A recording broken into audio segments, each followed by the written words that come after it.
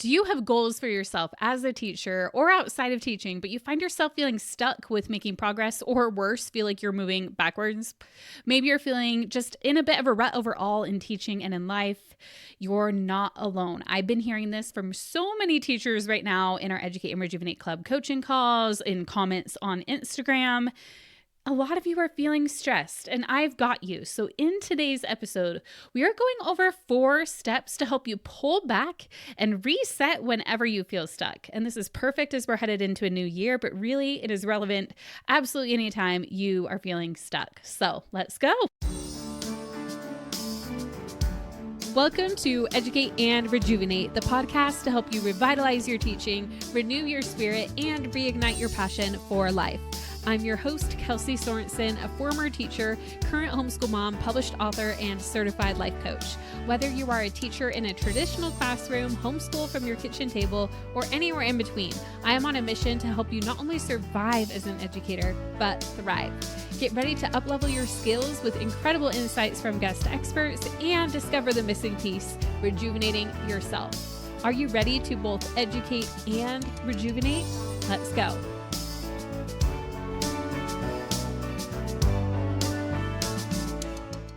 Welcome to Educate and Rejuvenate, the podcast today. If it's your first time here, so glad you're here. If you're a regular listener or you're coming back after a little break, we are so glad that you are here listening today. If you hit play on this episode today, chances are you are feeling stuck in some way, or you just want to be prepared for the next time that you're feeling stuck, kind of have some tools in your back pocket. Either way, I've totally got you today. And I'm so thrilled that you're here and you hit play on Educate and Rejuvenate, the podcast, whether you're a new listener or a long-time listener or a returning listener. Thank you for spending your time here today. I know the podcast is free, but your time is also very valuable. And I love being able to do what I do and share on the podcast each and every week with all of you. But in order to keep doing that, I need people to be listening and here. So thank you for being here. I love being able to do this. So today, this episode is airing actually on Christmas Eve. So if you're listening around the time we release this episode, chances are you might be feeling stuck in some holiday stress. I've been hearing a lot of you are feeling the winter blues, feeling a little overwhelmed with everything. Hopefully the break is helping, but also we're going into a new year and maybe you're a little overwhelmed about what to do for your goals or what you want for 2025. No matter what, I've got you. Or if it's a different time of year, this is going to be relevant whenever you're listening, right? But also, if you are listening around the time this goes live, I want to help you even more. So I've got this episode for you today, but I have even more that I want to give to you for free as well. Everything I talk about on this episode today, we're going to break down much more in depth during our winter Educate and Rejuvenate event that is coming right up. Our pre-party day is on December 30th, 2024. With pre-recorded sessions, you're able to watch right inside the Educate and Rejuvenate mobile app as well. And it's going to be a great time. You can earn PD credit, but also it is a chance for you to reset and reflect. We're doing yoga. We are diving in deep to your goals, a lot deeper into all the stuff I'm talking about in this episode today. And if you want more support in actually setting goals for the new year, that is exactly what I'm going to help you do through my 4 sessions. I have one pre-recorded that you can actually start watching right now. Like you could, if you're watching this in the Educate and Rejuvenate app already, you can toggle over to the event info and my session is in there. If not, go download the Educate and Rejuvenate app even while you're listening so you can check that out when you're done.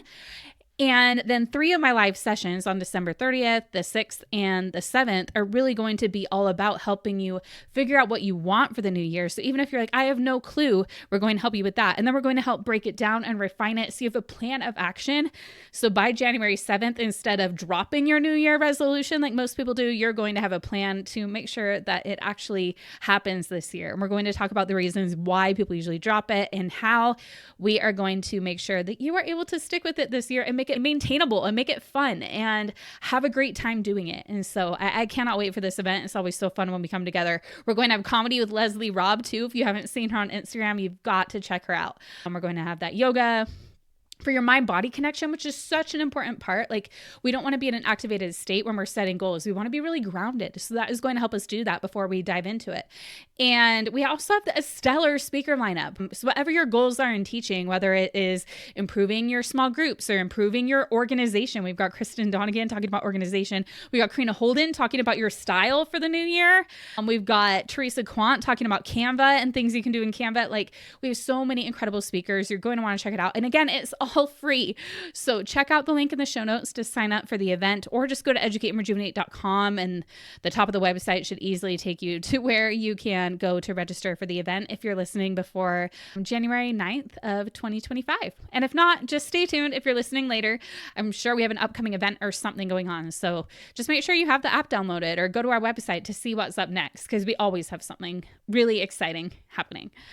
Okay, so today's episode was actually originally aired Halloween of 2023, which is funny because now we're airing it on Christmas Eve for some reason around holidays for this one twice. But like I said, this episode is relevant any time of year, anytime you're feeling stuck. It is really geared towards any time. So maybe save it on your favorite podcast app and revisit it whenever you feel stuck. It's always a good one to revisit. And I was even glad to revisit it as I was trying to choose an episode to replay this week. And I was like, oh, this is the one.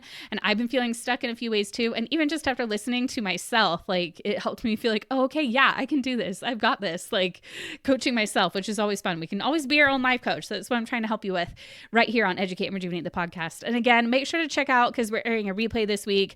Likely you haven't listened to it because it was a while back, but make sure to check out, like we have this huge library here on the podcast. So once you're done listening, you can find other episodes that'll help you over this winter break to really feel refreshed while you wait for those pre-recorded sessions to drop.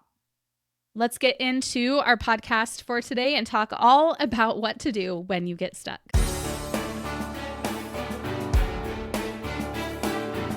Today, we're talking about what to do when you had goals or you created a schedule for yourself, but you're just finding yourself in a rut or feeling stuck without progress. In this episode, I have 5 things I want you to do when you are feeling stuck. So the first thing we want to do is to give lots of grace to yourself. We tend to beat ourselves up when we feel stuck, or when we maybe didn't finish things on our to-do list, or when we're maybe not as far as we want to be on our goals. We tend to be like, oh, why did I do that? I should have done this, or I shouldn't have done that. Or, I am such a loser, or whatever you might be thinking about yourself. Now, I want to remind you that this isn't helpful. When we think like this, it's not helping us to become better. Sometimes we think that if we say things like this to ourselves, like, oh, I need to tell myself this because I need to make sure I don't keep being like this. But what happens is it just makes us feel worse. What we need to do is have compassion with ourselves and recognize our humanness, have some compassion, maybe even get curious about maybe why was it going on like this? Oh, this happened. I'm going through this, and just kind of having some understanding for yourself. Remember your self-talk. We tend to be a lot harder with our self-talk than we will be for other people. Like, for example, like Christina during our keynote, Educate and Rejuvenate, she shared about that video where she showed people the pictures of themselves when they were younger and said, would you say all those things to them? And no, we wouldn't, right? So remember, you're still that little girl or little boy or child, and you're just the grown-up version of you. So just remember that, and remember to be kind and have a lot of grace with yourself when you're feeling stuck or when things aren't going exactly how you wanted. That's okay. You are still just as whole and human as you have ever been. Okay, so number 2 is check in with yourself. See if you are regulated or activated. So what I want you to do is, first, again, all the grace, stop the negative self-talk. But next, we really want to check in with our nervous system and see what is going on. And the way you do this is you ask yourself, am I safe?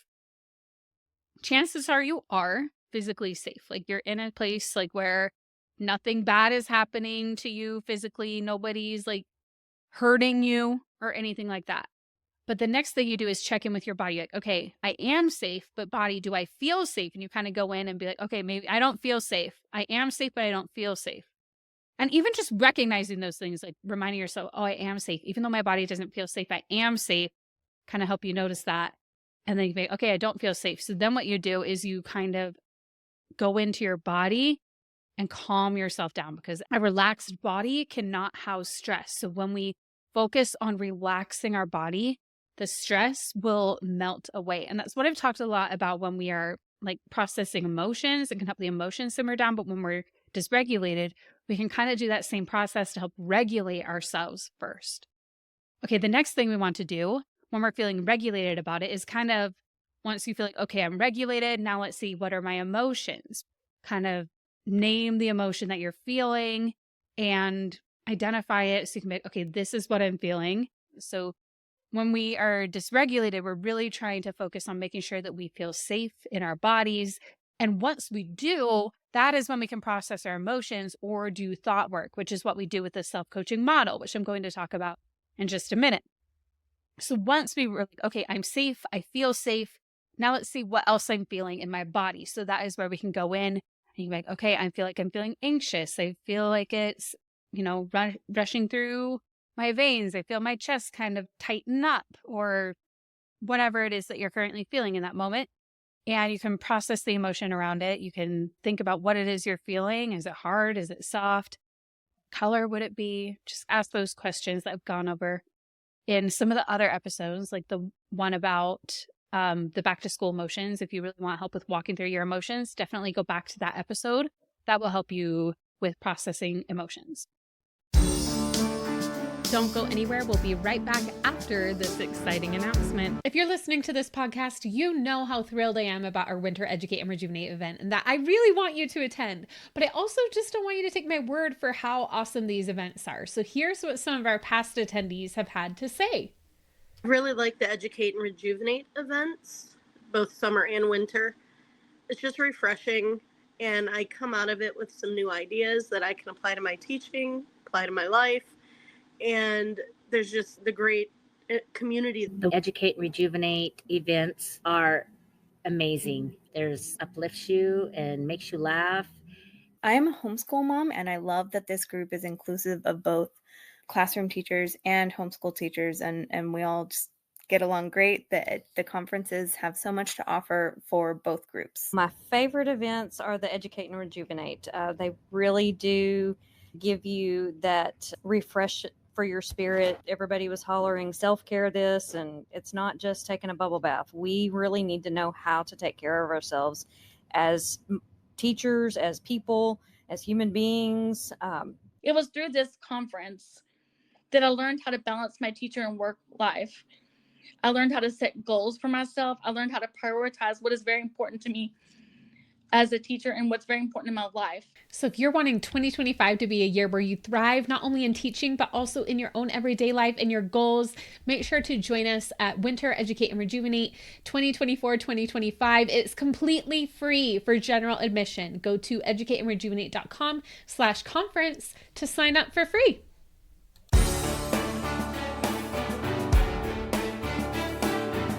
Okay, number 4 is get clarity around what you're stuck about and why you're feeling this way.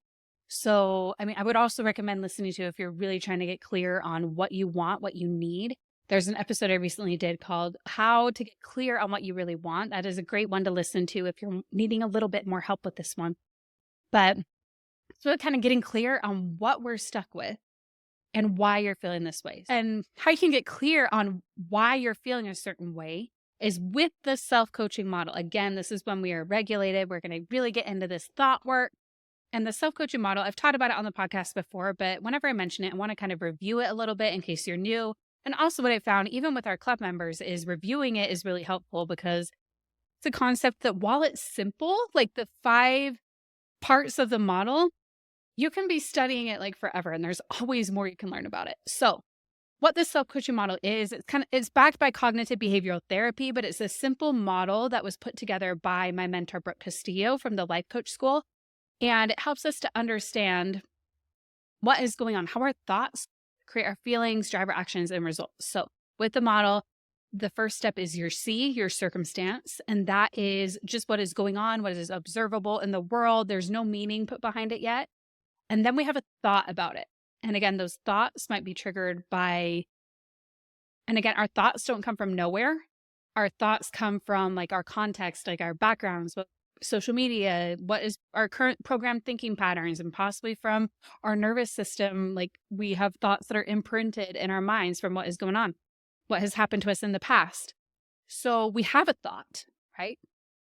And that thought drives our feeling. So then if we want to get clear on why we're feeling this way, what we want to get clear on is what we're thinking that's causing us to feel that way.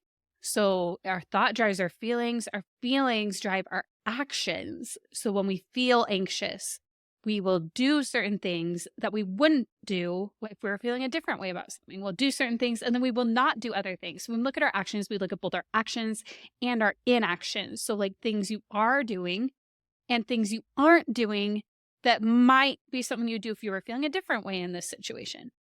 And then the last part of the model is the R, the result. So it's the CTFAR model. So circumstance, thought, feeling, action, result. And the result is revealed by your actions. It's just, what are all these actions creating? So let me give a quick example. Let's just do weight loss. That's usually a really easy example. Let's say you had a goal to lose 10 pounds by this point in the school year, and you haven't yet. Maybe you haven't lost any weight. Maybe you gained a couple pounds. Okay, let's just say that. And your circumstance is, I have not met my goal. Or, I mean, that might not even feel like neutral enough. It might even just be like, I weigh this amount and my goal was this amount. And your thought would be maybe something like, I just can't do this. And that would cause you to feel like maybe sad or upset, right? And then when we feel that way, what do we do? What do we not do? So when I'm feeling sad or upset because I just can't do this, and if it's about weight loss, I might just kind of throw in the towel. I might go to my pantry and get some chocolate to feel better. I might not work out as much because I'm telling myself I can't do it, things like that. And then the result of that, again, this is a lot of times we get a lot more detailed in the model. I was just kind of making this one up as I go. The result of that would be that I'm preventing myself from making progress on my goal, right? So we can see that our thoughts drive our feelings, create our actions and our results. So what you can do is you can kind of do what I call a thought download. You can write down all your thoughts about the situation, whatever it is you're feeling stuck about. Just try to write everything down on a piece of paper. And then you can look at it and be like, okay, what is going on here? And that piece of paper can give you lots of insight. And then from there, you can pick, what are the thoughts and what are the circumstances? So remember, our circumstances are just the facts. There's no meaning put behind it. It is what anybody could observe. So from what you write down, what are the facts? What are the thoughts about it? What are the things that are subjective that you think that maybe somebody else might not agree with?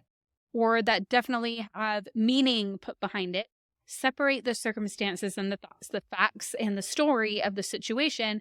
And then you might be able to see, oh, I think it's this thought that's causing me a lot of trouble. You could potentially put that in a model. So you could put the circumstance of whatever your circumstance is, your thought, what it is that you are thinking about it, the meaning you're putting behind that circumstance, how you feel when you think that thought, your actions, the things you're doing, the things you're not doing, and the result, which will reveal itself as you look at the actions. So again, get some clarity around it. The model can be a great way to start with that.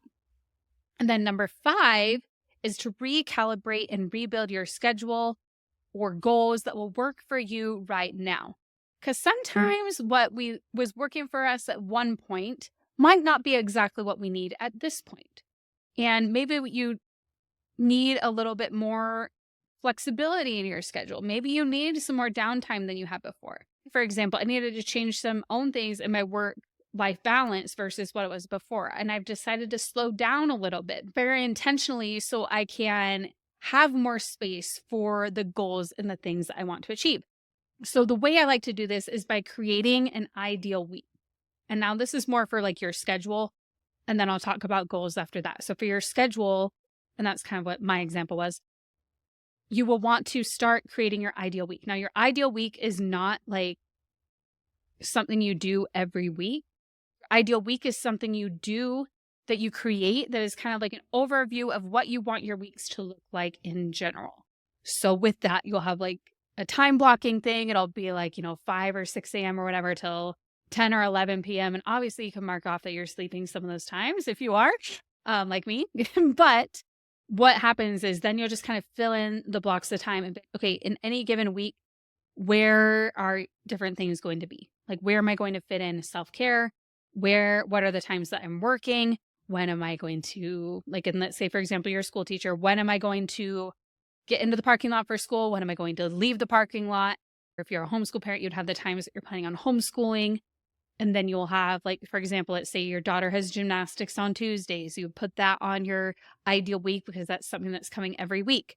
But you wouldn't put something like a dentist appointment or a one-time thing because you're just building kind of an overarching bird's eye view of your schedule, that gets to be a starting point for your weekly planning. So you're not starting from scratch every single week. You get to start with this ideal week. So you put in all the things that are like non-negotiables, like the times that you're working, the times that you're teaching, appointments you have, kids' activities, worship services, if you have those that you want to regularly attend. Again, that's your choice. And then the next thing you want to do is put in your self-care. When are you going to do that? Whether that is working out, whether that is time to read a book, or time to go out with friends, or go out on a date with your sweetie, or whatever you have going on. You can pencil that in where that is going to fit each week or each day. Like if you have a little bit of self-care built in every day, where maybe you have some time to read or journal or write or do some self-coaching and thought downloads, if you're really into this work that I'm doing with you, make sure you pencil in some time with that in your ideal week. So then as you're scheduling your week, you can pull out your ideal week. It's like then when you're planning your week, you're not starting from scratch. You have something to start with every week. So I love having that. Okay, and then the next thing with your goals.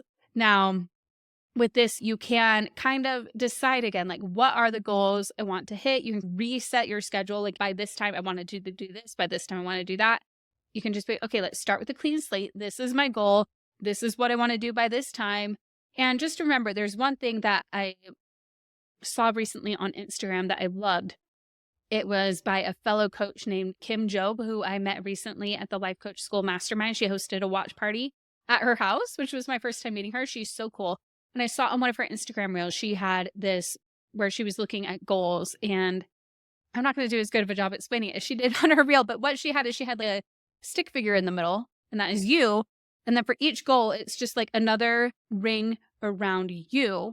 Like you're like, okay, I want to like reach this part. And then you like draw a dot and then the circle around yourself. And then to this part, draw the dot and circle around yourself. So what you realize is instead of viewing you as one point trying to get to another point, it's all about you and your expansion. Like you were whole already, and it's just you building out from there. And I loved that visualization to just kind of realize like, hey, I am whole and great right now. And then this is how I'm going to expand into my best self. And setting goals isn't just about the results. It's just kind of resetting that and figuring out how you're going to enjoy the process a bit more. And one other thing I'd like to mention, if you're working on goals, I would really recommend circling back to episode number 102 if you haven't listened to it yet, or even if you have, but you haven't created a vision board yet. Because for me, especially now that I've recently revamped my vision board, I feel like it has been so helpful for me to just spend a few minutes each day to re-visualize those goals and my why behind them. And also lots of quotes that just help me get into that right frame of mindset, help me to be giving myself so much grace along the way and remember why I want to do the things I want to do and how I want to show up every day for my family, for my kids and everything. I love having that. So be sure to check out that episode if you haven't yet. It's free here on the podcast.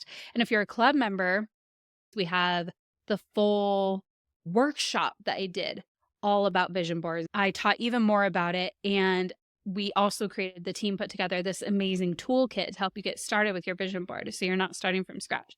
It makes putting it together way easier for you. Okay.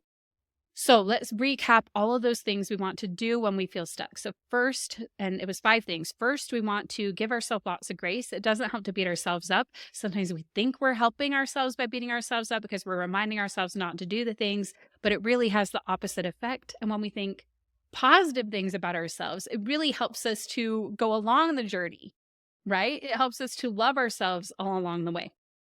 Number 2, is to check in with yourself and if you're regulated or activated with your nervous system.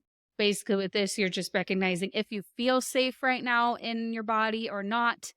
Number 3 is to, once you either identify, yes, I'm regulated, or you get yourself regulated. After that, we want to process our emotions, see what we're feeling, go through our bodies and continue connecting. And then number 4, we want to get clarity about why we're stuck and why we're feeling this way. And the self-coaching model that I teach is a great way to do that. Look at what is your circumstance? What is your thought? Remember, your circumstance is just the neutral facts. Your thought is the meaning we're putting behind it. And it's our thought that creates our feeling. So that is why we're feeling stuck, whatever our thought is. And then when we're feeling that way, what actions are we taking? What results are we taking? And if we want to make a change, we can then see what thought we could switch it to feel less stuck. And number 5, we can recalibrate and rebuild our schedule for our plan and goals to make them work right now. So you can do this by creating your ideal week and kind of resetting your goals, timelines, making sure it's still intentionally what you want to do, and creating a vision board to help you all along the way. Thank you for joining me on Educate and Rejuvenate the podcast today. If you love what you heard in this episode, be sure to hit subscribe so you don't miss the next one. And if you're hungry for even more, be sure to check out the book that I wrote. It's called Educate and Rejuvenate, a 3-step guide to revitalize your teaching, renew your spirit, and reignite your passion for life. It takes everything you learn here on the podcast and that I teach our members inside the Educate and Rejuvenate Club into a guidebook you can refer to again and again. One of our early readers said it was like clarity for her brain. Plus, it's not only a book. With your purchase, you'll get a full PDF guide with exercises and links to videos and more so that you can not only consume but apply everything that you learn. If you're ready to make Educate and Rejuvenate not just a podcast you passively listen to, but a lifestyle that you put into action, it's time to grab your copy on Amazon today. Or head to educateandrejuvenate.com/book to read the first chapter and the introduction today.